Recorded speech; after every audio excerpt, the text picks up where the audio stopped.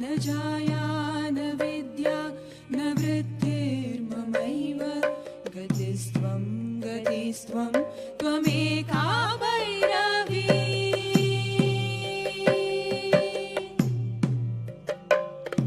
न जानामि दानं न च ध्यानयोगं न जानामि तन्त्रं न च स्तोत्रमन्त्रं न जानामि पूजा न च न्यासयोगं गतिस्त्वं गतिस्त्वं त्वमेका भैरवी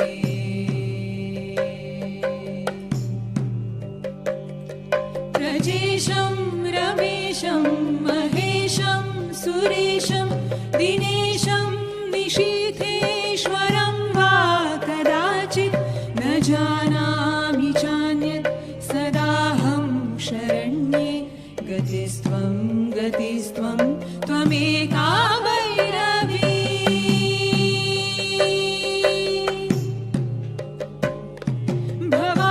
भवाभावपारे महादुःखभीरुः पपातः प्रकामी प्रलोभी प्रमत्तः कुसंसारपाश प्रबद्धः सदाहं गतिस्त्वं गतिस्त्वं त्वमेका भैरवी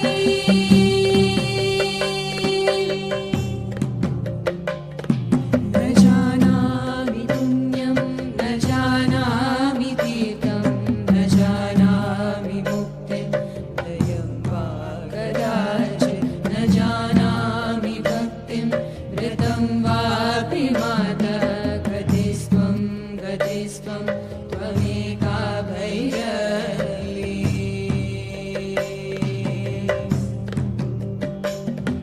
विवादे विषादे प्रमादे प्रवासे जले चानले पर्वते शत्रुमध्ये अरण्ये शरण्ये सदा मां प्रपाहि गतिस्त्वं गतिस्त्वं त्वमेका Bhairavi गतिस्त्वं गतिस्त्वं त्वमेका Bhairavi गतिस्त्वं गतिस्त्वं त्वमेका Bhairavi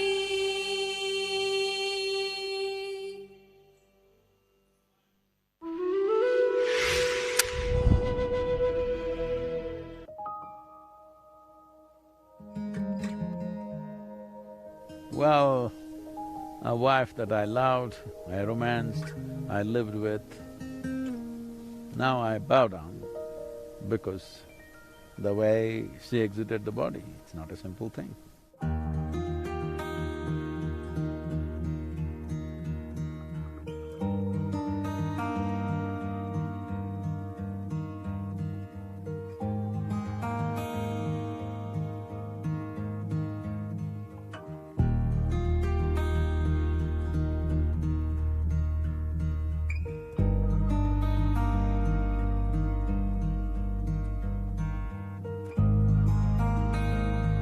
About the day that it happened, we came home and we saw all the footwear outside, and I took off my slippers and I remember seeing all the people there as well, many people inside, everybody was crying, and I remember walking in and I saw my father sitting kind of across. He must have spoken to me or said something, but what I remember clearly from that night is I remember hugging him, and I remember holding a lot of people and my clothes getting wet from people crying. But I wasn't.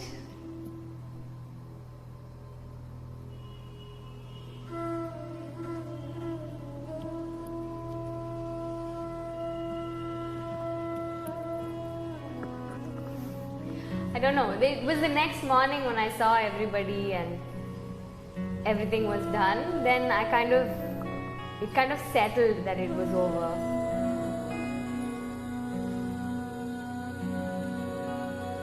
All her life, she was very proud that I am her husband. Today, I have to say that I am extremely proud that I happen to be her husband. Watch Viji, Victory's Daughter, streaming only on Sadhguru Exclusive.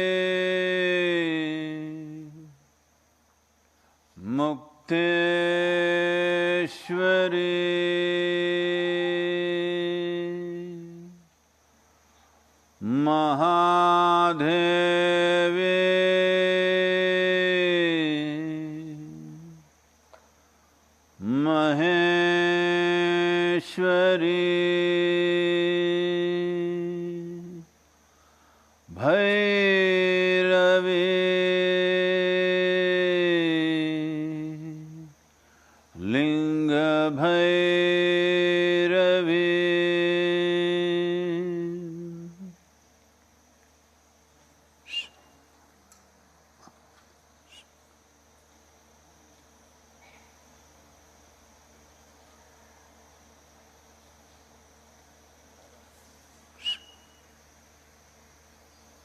Namaskaram to everyone.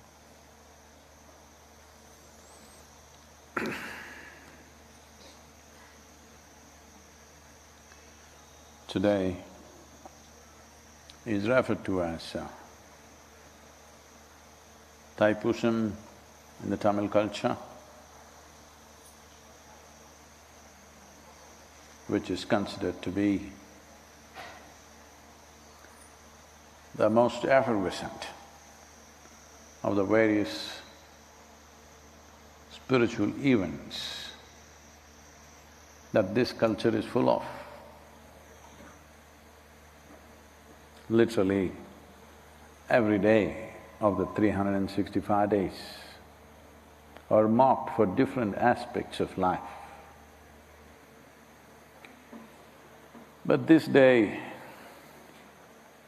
which is the first Purnami or the full moon day, post-solstice, after Sankaranti, the first full moon day is called as Thaipusam. Largely in the country, in the larger part of the country, it is known as the Dhanya Purnami. Dhanya means it is a full moon of fulfillment. In many ways, because of the nature of what happens on this planet in relationship with the sun. This is considered to be the most generous full moon of the year. When I say generous, one who knows how to get the best out of life, one who is seeing how to make this life in the best possible way. One will attain to maximum amount of, or one will reap maximum harvest at this time. So it's called as Dhanya Paurnami, the full moon of fulfillment. The moon has already come up in a glorious way. There are many things connected with this. This is considered also in southern India largely. For ages, people always saw this as a day to develop instruments of victory, that which brings you victory, success in material world, in the emotional world and in the spiritual world. This is the day when one horns their instruments which will bring success or victory in these different dimensions. The legend goes out to say that it is on this day that Parvati gave the veil or the spear to Skanda, who is known as Muruga in the south. He is Skanda, he is Kumara, he is Subramanya and he is Muruga. Different geographies called him differently, but started as Skanda. So with this instrument or with this weapon of a spear, he got the fame of being the greatest warrior ever. Fought across the subcontinent. It is said he went beyond the present borders of what we call as Bharat, because his name reverberated in the Persian culture as Iskandar. Went further north up into Central Asia and become Iskandar. And even today the word slightly mispronounced is used as Sikandar, somebody who is victorious over everybody, who becomes an emperor of all the rulers, but never held a kingdom. He only fought battles because he was committed to annihilating injustice. The boy was angry and when somebody of immense capabilities and hugely blessed becomes angry,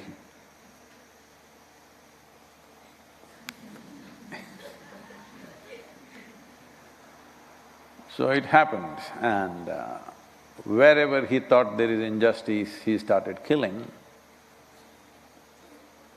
Well, literally his adolescence and youth, as a youth, he largely killed people. We don't know how many, but across the subcontinent he did, and he also went slightly out. Then he realized what is justice and what is injustice is not always an absolute. It's a question of perspective most of the time. Then he realized that somewhere deep inside, the fury of who he was is seeking revenge in the form of justice. When you go after somebody thinking you will serve justice, they will only experience it as revenge. So I'm not trying to say there is no justice at all, but there isn't.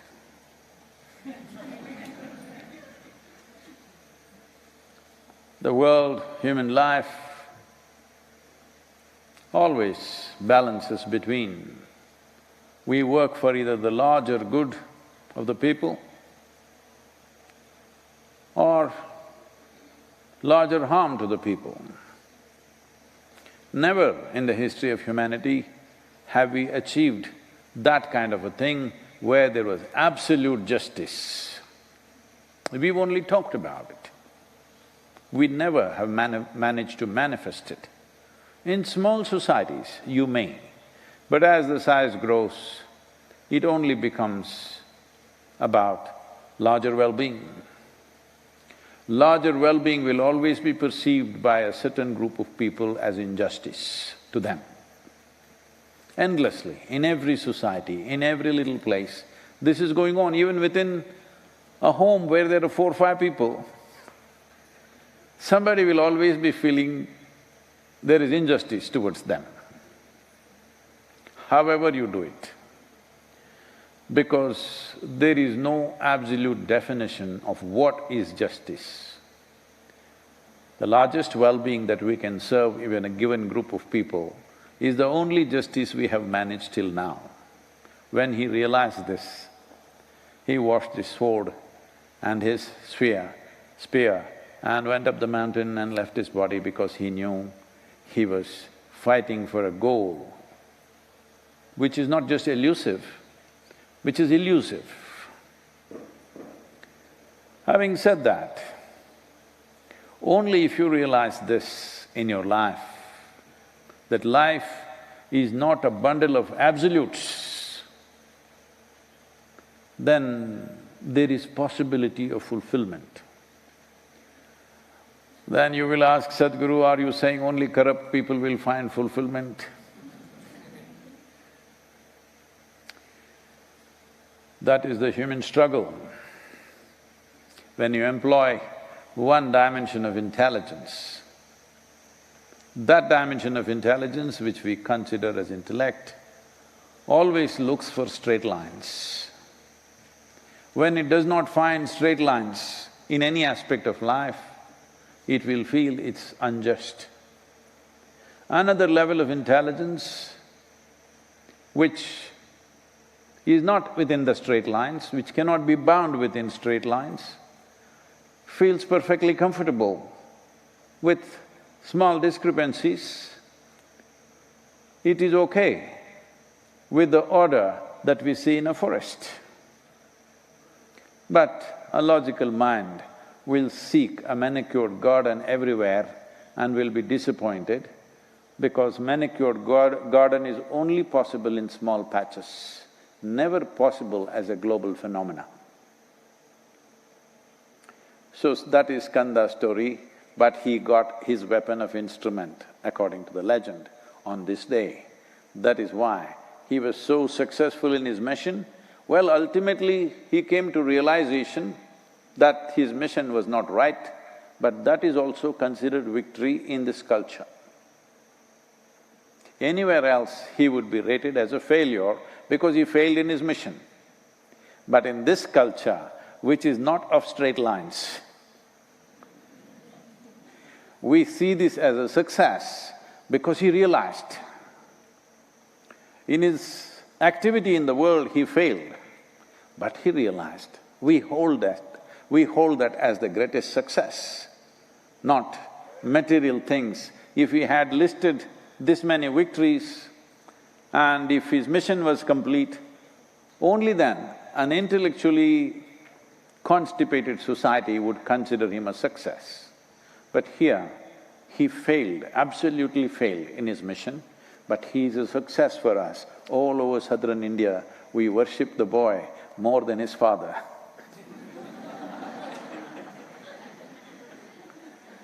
Today, everybody is at the Muruga temple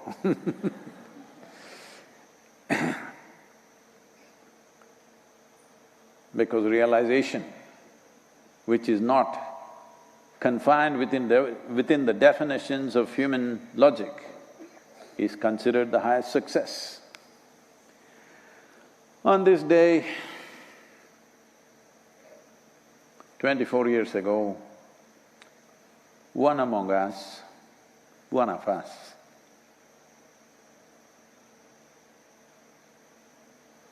became victorious in her journey. It was a loss for all of us, particularly for me and my girl.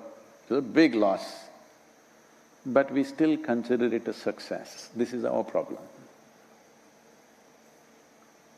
A massive loss, but because it was a success for that life. That life, any life for that matter. A life doesn't belong to anybody.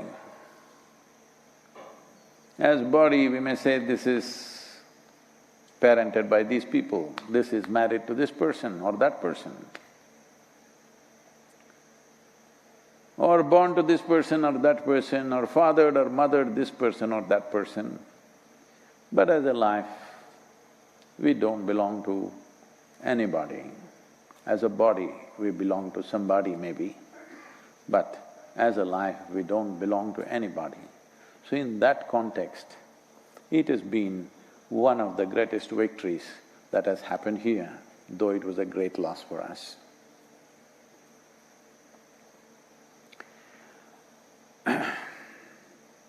This is a day which is considered as the best day to start one's pilgrimage.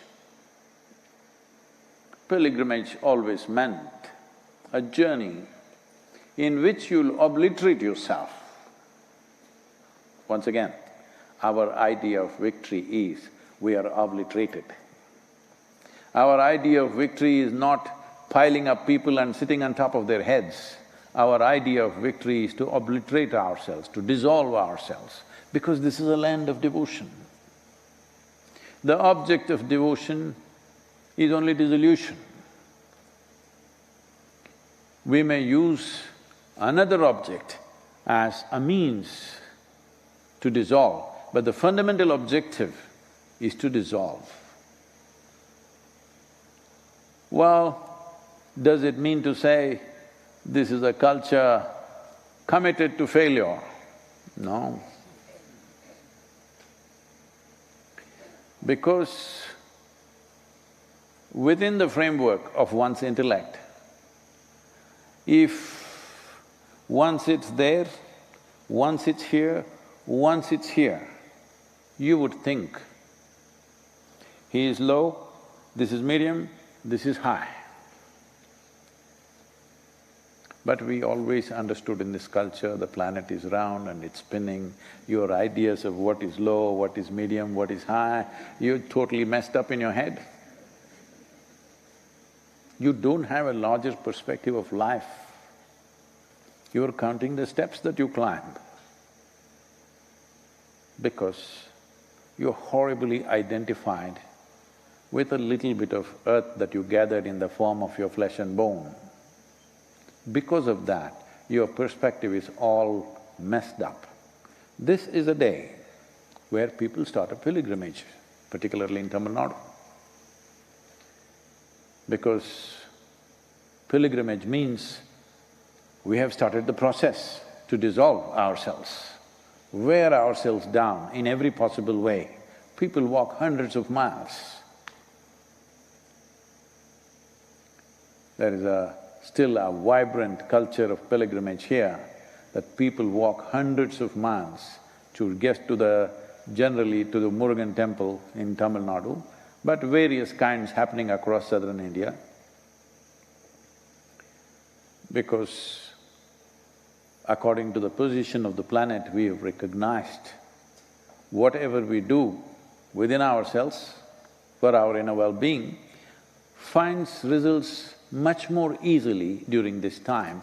As I said, this is a generous or a benevolent time during the 12 or 13-month cycle. I say 12 or 13 because there is a solar cycle and there is a lunar cycle. Solar cycle generally works for us with a 12 as a basic calculation. It can be further divided, but 12 works for us. As lunar cycle, it is 13. Whichever culture went against everything that's feminine, labeled 13 as a bad luck number. They're calling you all bad luck. Yes. Generally, unfortunately, women were considered inauspicious, not allowed to read the sacred book, not allowed to do any sacrament. But this is a culture where we worship the woman. And here there are women who are completely bossing the temple. It's their temple, men cannot enter. They can, but they can't go into the sanctum.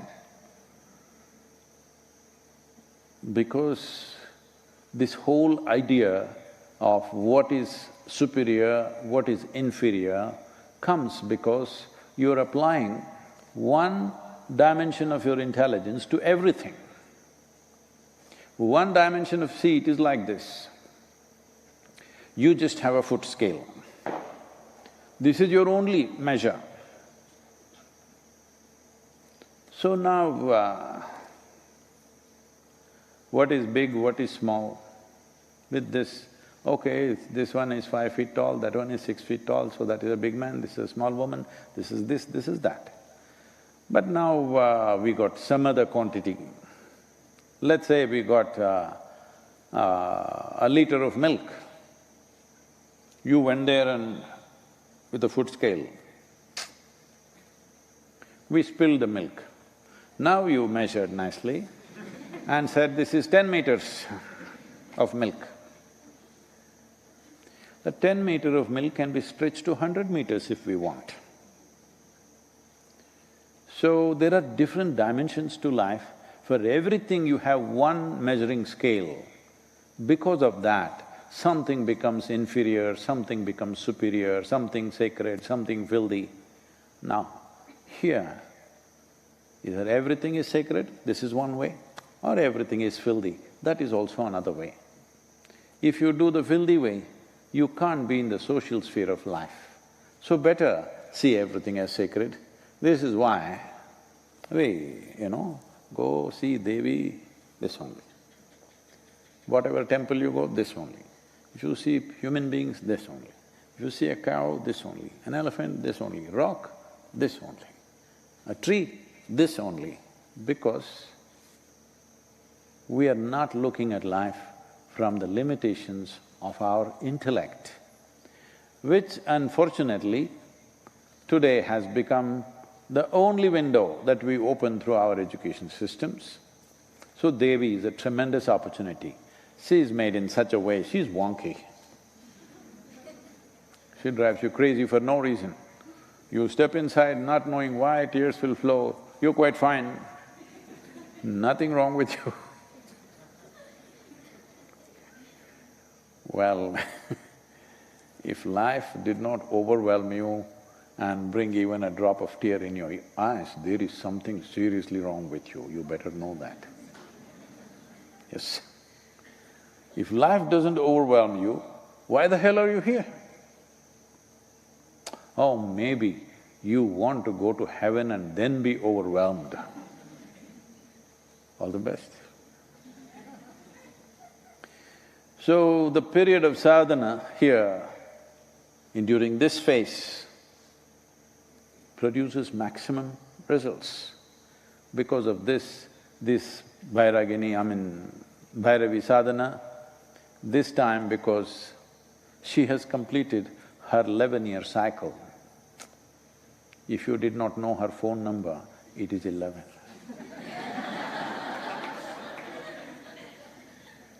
So because of this, there are many aspects, because solar cycle is 12 years. What is beyond 12 belongs to Shiva. What is below 12 belongs to Devi. oh, Shiva's got more numbers. No, that's not how it is. No, because there are some feminists. I want you to understand, this is ultimate feminism. This is ultimate feminism where a woman and all the processes of her body are worshipped, not seen as high and low. So why 11 is? Probably this is not yet well established in the modern sciences, but in the yogic science, the material dimensions of the world, the material dimensions of creation are in 11 dimensions. Everything that's material is 11. If it moves to the 12th dimension, it starts dissolving into becoming non-material or non-physical in nature. So what is beyond 12 is Shiva's realm. Shiva means that which is not. So beyond 12, it is no more physical, it is that which is not. What is below 12 is 11, so this is that which is.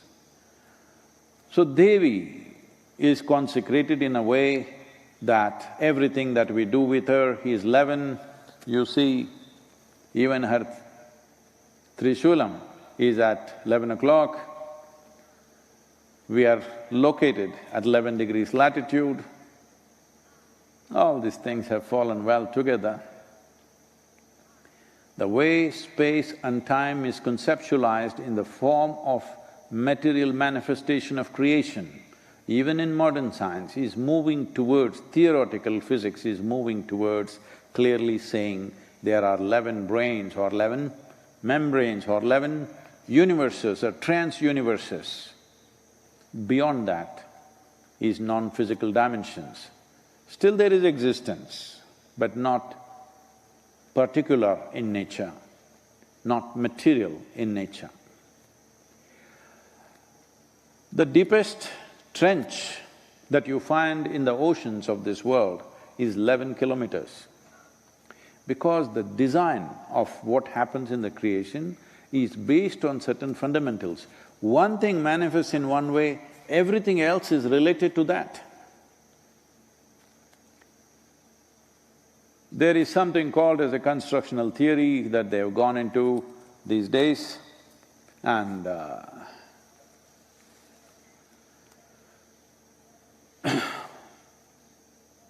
they are clearly saying the design of an atom and the design of the cosmos are same.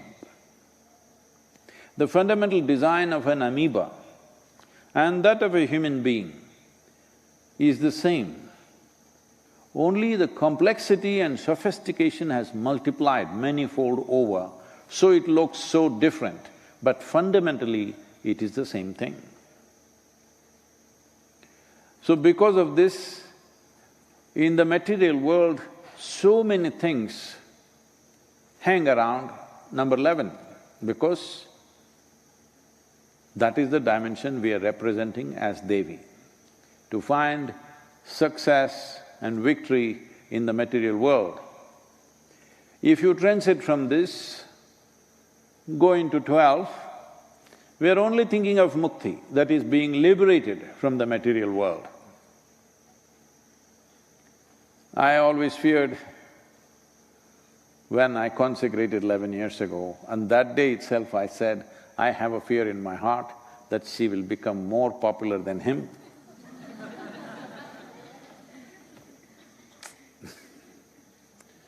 It is happening already.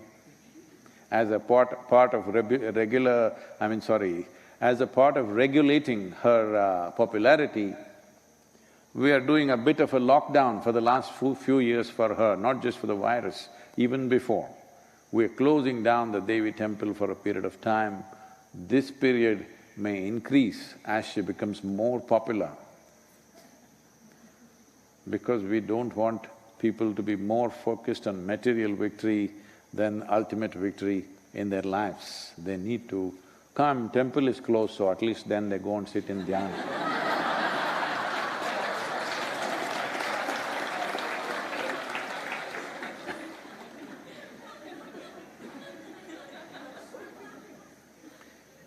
This is a land, this is a culture which has prospered and has been the greatest success for the longest period of time in the history of humanity,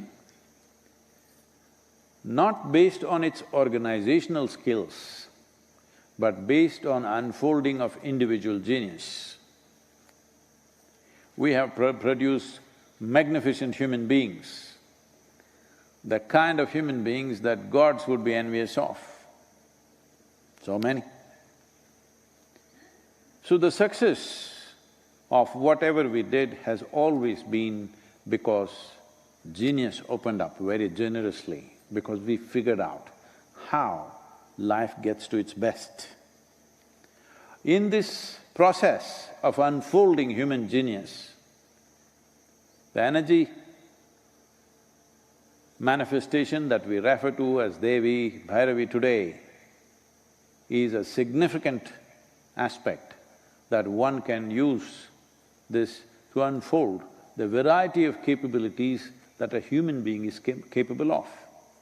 Everything that any human being knows who is living or who are gone by, everything that any human being ever knew could become a living source of knowing for you if only if you open up certain windows within you. Now, I'm not talking about the Microsoft product, I'm talking about, okay, doors. Nobody's using that as a brand, okay? Doors. Not yet, I think. You can open up different doorways within your perceptional world where many aspects of life which got invested in different people, in little parts of knowing, never came together. If they had come together, something else would have happened for humanity. But if it comes together in any one human being, then what happens around there is incredible and fantastic. It's hard to believe that it's true. To that extent it can go. That is what the potential of Devi is, that is the potential of Bhairavi. How to access this dimension? Well, we could create more complex and sophisticated methods which will need enormous mental focus and energetic capabilities, but the second cycle of our life, the second 11 years now that we are starting from today, best way to go right now is with utter devotion. Devotion means, once again, as I already said, the object of devotion is dissolution. What can you dissolve? You're not planning to dissolve the body. Everything that you consider as myself, what you consider as myself right now is a bundle of likes, dislikes, hates, loves, vows and pukes. I'm using the social media language, all right. If you dissolve all this and you're able to just see life, feel and experience life just the way it is, not the way you think it is, well, you will become available to her grace. One who has accessed this grace will live here in such a way that other people will think you're superhuman. As I've repeatedly said, this whole thing is not about being superhuman. It's about realizing that being human is super, because in this culture there is no superhuman being. It is only human beings rising to become godlike. Human beings who are born like you and me, no special birth, ordinary, regular delivery of their mothers, painful as usual, go through all the trials and tribulations of life and still rise to a place where everyone sees them as divine. This is what you need to understand. All the people that you worship, whether it is Krishna, Rama, Shiva, Muruga, all of them walked this geography, went through all the pains and struggles of life, but today when you look at them, you think they are godlike. This is very important, that we don't drop them from the heavens, because it's very important that they remain an inspiration for you to aspire for that, rather than just nailing them to the wall and becoming worshipful of them. They live as living inspirations. But did Devi walk this geography? No. We made her up. When I say we made her up, we understood the technology of God-making, not just as an emotional tool, but as an energy manifestation which has magnificent proportions to it. See, today you have built an airplane, let's say. An airplane would have been an impossible thing just 500 years ago, even a concept. Even conceptually it would be difficult for the rest of the world. So though conceptually it was here, that doesn't matter, let us say anything like that, it would be out of the world. But we built a mechanism with which now everybody can fly. Though because of the virus, it's not the safest thing to do right now.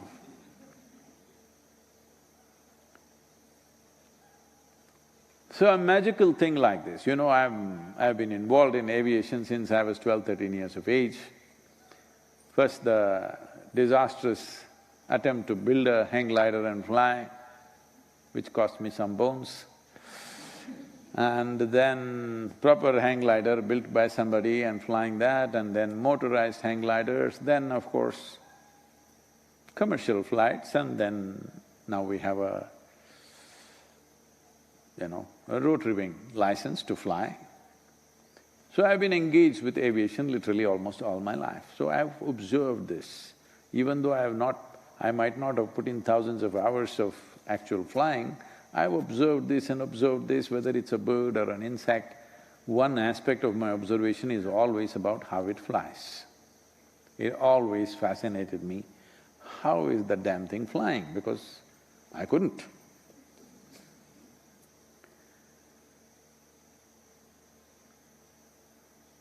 If we can… because today I see when you sit in an airport, most people are bored and sitting there because they have to wait for 3-4 hours or whatever, there are delays in the flights. I'm always sitting in a place where I can see the tarmac where they're landing and taking off.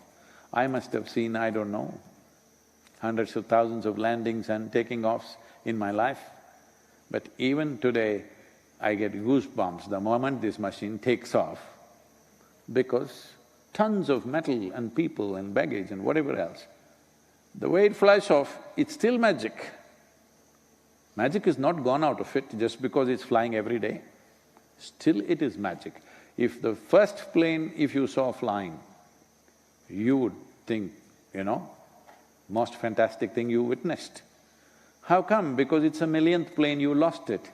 No, still the same magic is happening.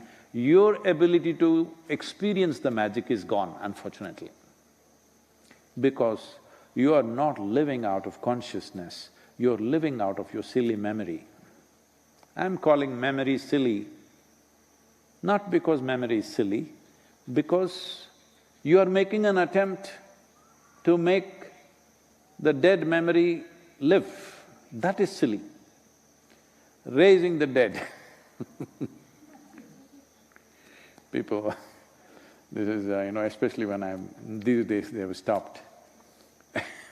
But initially when I went to certain places to speak, first question was, can you raise the dead? And why would I do such a stupid thing? Already the damn place is crowded. If you raise all the dead,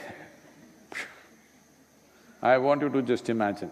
You are thinking, yes, yes, if my mother came back, if my grandmother came back, it's nice. But if everybody's grandmothers and grandfathers came back, whoa, it's the greatest disaster. So this raising the dead business comes from a very adolescent culture, juvenile, because you think it's the greatest miracle. No, it is the silliest thing you can do is raise the dead. The miracle is that you keep this alive and you keep this well. This is a miracle. Hello? See, you eat a chapati. The chapati doesn't look like you, does it? No, even if you're size 0, it doesn't look like you. It doesn't smell like you, it doesn't taste like you, but it becomes you. This is a miracle. You have no eyes for real miracles that are happening all the time. But you want some silly miracle like this. No, that's not what she will do. She will make you overflow with life. So overflowing with life, if you have to die today, you will go willingly. Not that you're wanting to die, you're living. You're living not because you want to live, because you kept this well, you're living. It's not your desire which gives you victory, it's your competence which gives you victory, always. So she is very much in tune with that. She doesn't care what your desires are. She's looking at how to make you competent for this life and beyond. And that's important.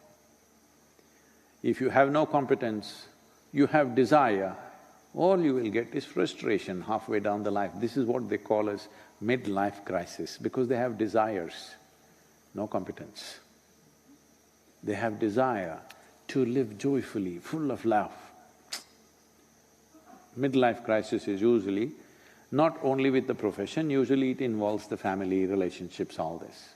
So I'm saying they want to be super successful by the time they're 35. They want to be in a great state of love and romance. None of those things are happening. They're in a midlife crisis simply because they're not competent either to love. With the attitudes they have, who can love them? Poor dog is the only one competent. Somehow he's made like that because, God and dog are so closely connected. No, I'm saying at least in spelling. So, somehow that poor dog is so competent, whatever kind of idiot you are, it's still loving. Huh? However crude you are, however nonsensical you are, still it is loving. People are expecting their husbands and wives to be as competent as a dog. No. There is no one human being anywhere who, when it comes to simply loving, because I see everywhere people say, Sadhguru, can we have unconditional love? I said, become a dog. He's already achieved it, I'm saying. If you are a human being, unfortunately, there are conditions and conditions and conditions and conditions. Hello? The conditions or no? The conditions. If you can rise a little above that, then you will see your love is of a different nature, because you have enough awareness to realize love is not about somebody. Love is not some kind of an action. Love is the way you are. You have made your emotional dimension of your life very, very sweet. If you look at a man, you're loving. If you look at a woman, you're loving. If you look at this pole, you're loving. Even this fat guy, where is he? Him also you're loving, and even the cobra you're loving. If you close your eyes, you just overflowing with love. You understand human experience comes from within.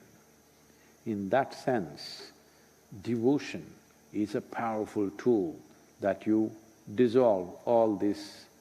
What you think is me, what you think is your persona or your personality is essentially a bundle of likes, dislikes, prejudices, loves and hates, vows and pukes. No, I don't want to, because we are online, there are people who live there. I'm talking I'm trying to bring them down so that they can meet Devi here in reality. But that's why we are beaming online also, so that they can at least experience it a little bit online. We'll leave it there. If there are any questions, please. I heard there are lots of questions.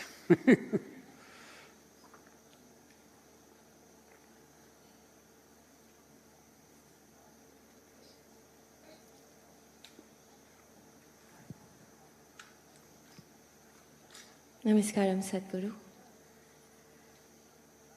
Sadhguru, you are talking about liberating the Hindu temples from the clutches of the government.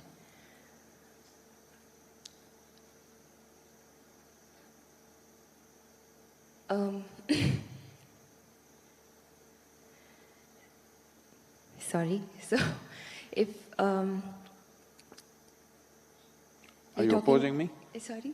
Are you opposing that? No. No, okay. So you're talking about liberating the Hindu temples from the clutches of the government. Sorry, I'm not sure how to ask you this question without it coming across in the wrong way. So you're talking about…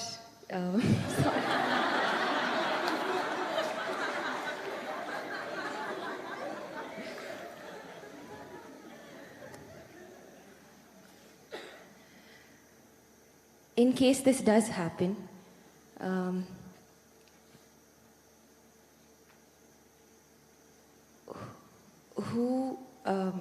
I understand that anybody can be a part of the management, the management can be done by anybody, but who should actually be in touch with the deity? Do the Brahmins have to come back here again? And is this the only way that you can run a temple? Okay. I am not talking about it. I'm just trying to translate what is written in the Constitution as to how any spiritual, or if you want to call it religious spaces, should be managed or run. The fundamental rights in the country and in most parts of the world, almost every democratic nation, everybody can run their spiritual and religious institutions the way they want. Those who want will go there, those who don't want will not go there. So should a particular community come back? See, we must understand in this country, communities were formed on the basis of profession. If you are a carpenter, you are one kind of achari. If you are a goldsmith, you are another kind of achari. If you are a blacksmith, you are another kind of achari. If you are a trader, you are one kind of Vaishya. If you are an agriculturist, you are another kind. If you are a ruling if you are a militant class, you are one kind. So based on professions, communities happened over a period of time. It is not that there was no transmigration, people could go. It is over a period of time where, unfortunately, people will perceive differences as discrimination and use it as a tool of exploitation. So if the Hindu temples, if you're saying, I'm saying they must be liberated, Hindu temples must be liberated because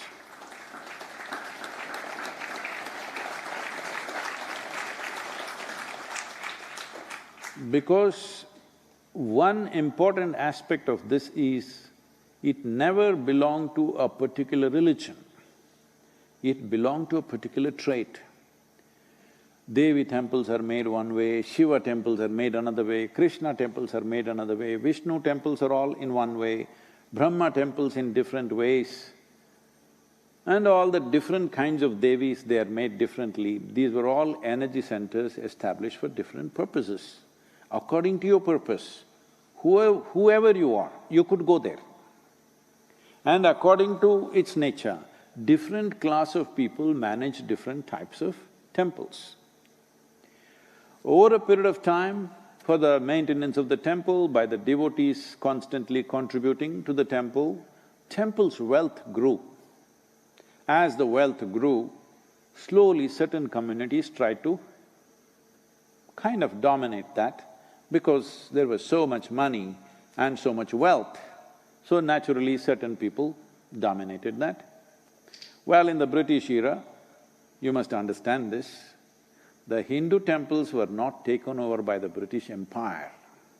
It was taken over by a corporate called East India Company.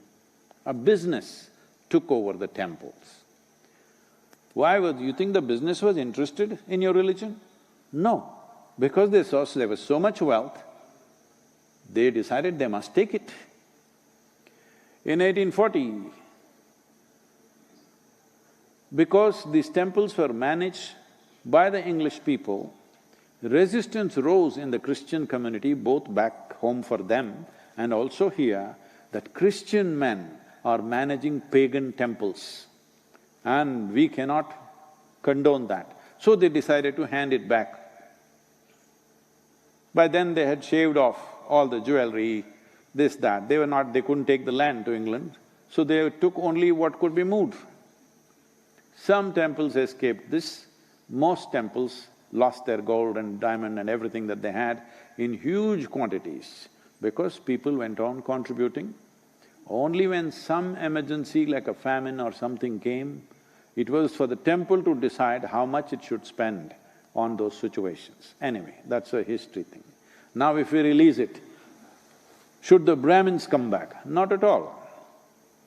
Right now, there is no such thing, only a particular caste should become a carpenter, only a particular person should become a jeweler. All kinds of people are becoming jewelers. All kinds of people are doing jewelry design today because there is a college to train them. Similarly, we must establish institutions where we will train people what should happen in a Shiva temple, what should happen in a Krishna temple, what should happen in a Vishnu temple, what should happen in a Devi temple.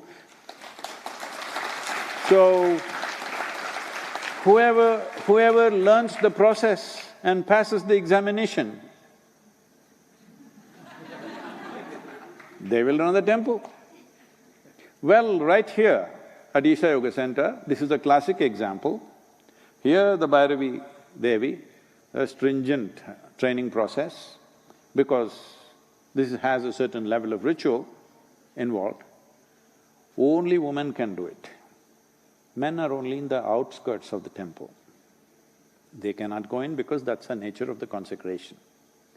Here in the Dhyanalinga temple, 1/2 of the month, the lunar month, men manage it. Another half of the lunar month, women manage it. But they're all brahmacharis, both ways. They're all ash people, because he is ash. It is beyond the 12 number, he is like that. Now there's a Kala Bhairava temple coming up. You will see there will be totally a different breed of people managing that. Yes, because that serves not only the living, that is built to serve the dead. So that needs a completely different kind of involvement, different kind of competence to manage that. And even in terms of who comes into the temple, see here, People of all kinds of religions, caste, creed, everybody's coming, nobody checks who is who, because we are not interested who your father was. We are only interested where you want to go. This is the fundamental of democracy, I'm telling you. The fundamental of democracy is, we are not interested who your father was, we are only interested who you are. That's democracy. That is the basis of spirituality. We don't care who your father was or your grandfather was, whatever he might have been. What are you? Where do you want to go? This is all the concern of a spiritual process. So temples were not places of worship. Temples were not places where one man leads the prayer and everybody follows what he says. It never was. Priest only conducted a process. He's just there to facilitate. He's never ruling the place. He's never dominating the place. He's never giving a teaching. Nobody ever gives a teaching or philosophy or any kind of stirring up of the society. This is very important for the future of the world. So do not just call them Hindu temples. They are really temples where human beings can transform themselves. Human beings can nourish themselves for their inner development. So, right now, I'm saying even mosques and churches and everything should become like this. Let us say I like one aspect of what they're doing in a mosque, why can't I go there? No, it's all segmented now. You can only go here, they can only go there. Fortunately, we've changed this completely. Here, there are a whole lot of people coming. Many ladies coming, burqa-clad ladies, they like Dhyanalinga, they like to sit there. Bhairavi is probably too ritualistic for them, they just look like this and go away. But they like Dhyanalinga, they come there. Many come only for the Tirth Kund, the Surya Kund and the Chandra Kund. It is fine with us. We don't force anybody to go here. This is a certain kind, this needs a different kind of involvement, that needs a different kind of involvement. As long as a human being is willing to follow the basic norms for which it is set up, basic purpose for which it is set up, and basic norms which facilitate that purpose, any human being should be allowed not only to enter the place, also to be in the sanctum. If somebody who is born as a whatever nonsense, high class, high caste, low caste, Hindu, Muslim, Christian, Jew, Sikh, whatever, if they are drawn to a certain aspect and if they are willing to go through the necessary preparatory steps, today it can be established as an institution. You must understand, what was institutions has all been painted negatively as some kind of caste system. Now, institutions which trained blacksmiths have become blacksmith caste. It's an institution. Unfortunately, somehow the goldsmith people started propagating that goldsmiths are superior to blacksmiths. Though you cannot live without a blacksmith in a society, you can very well live without a goldsmith. Yes.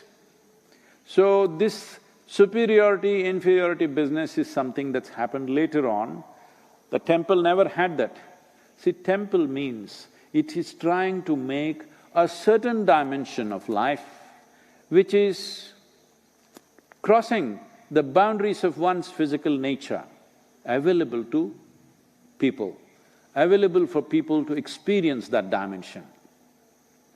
If you cross the boundaries of physicality, you have crossed all boundaries and divisions that you have created in the world in the name of caste, creed, gender, nonsense, all kinds of nonsense.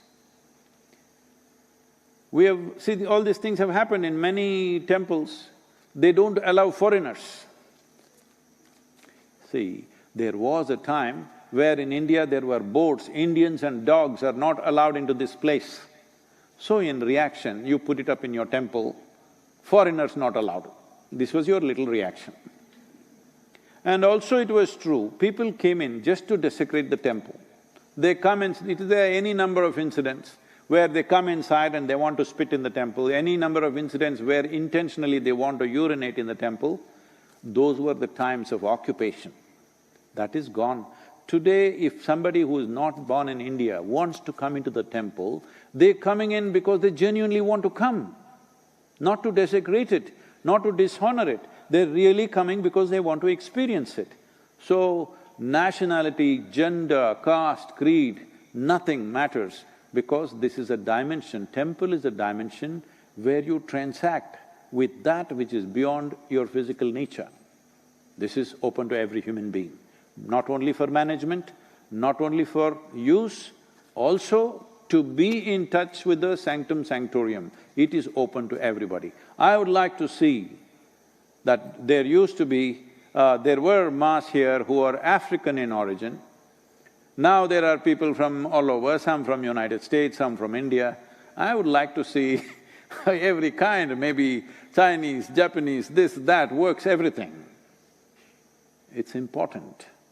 This is important not just for the temple, this is important for humanity that without discrimination, everybody can aspire to grow. Everybody can aspire to touch dimensions beyond the limitations of who we are right now. This is the reason why I'm asking for liberating the temple for government clutches, because they're still hanging on to a nasty part of the history which was there. It's time to eradicate that and build a grand future.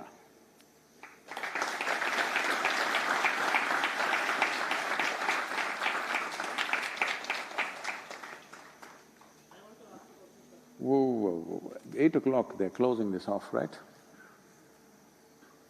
Yes. Can I ask you a question, sir?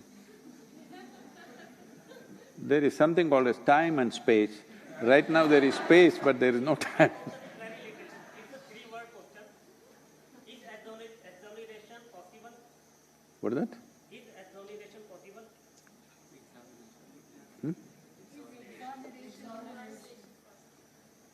Exoneration of what?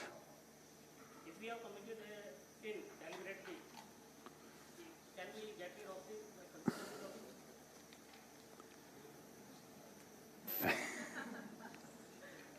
it? It's okay. Hello, we heard the question.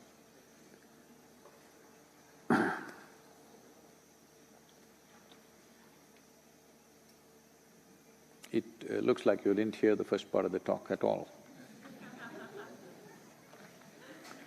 This is a land of karma, not of sin and virtue. You can do whatever you want with your life, as long as you are willing to face the consequence joyfully. You do things, when consequences come, you will cry. That's not okay. Do whatever the hell you want. But when the consequence comes, you must be able to bear it joyfully. Then you're exonerated.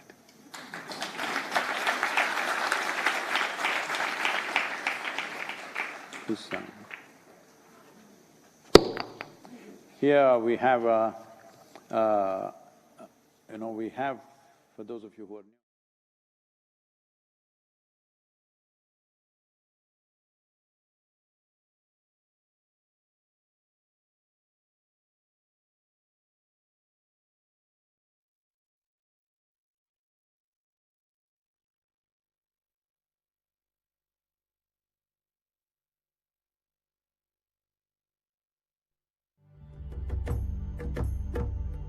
In the Grace of Yoga is a powerful yoga program with Sadhguru to cleanse your system physically and energetically. The program is available online in 3-day and 1-day formats. Participants will have the rare opportunity to imbibe powerful tools for the purification of the 5 elements from Sadhguru. Participants can also join the exclusive Panchabhuta Kriya offered by Sadhguru via web stream. It is our endeavor to create various devices here which will allow people to make this happen for themselves in such a way that the very way you exist is a Panchabhuta Kriya. One can use this for physical well-being, for their worldly success. At the same time, it can be a great stepping stone for one's ultimate liberation too.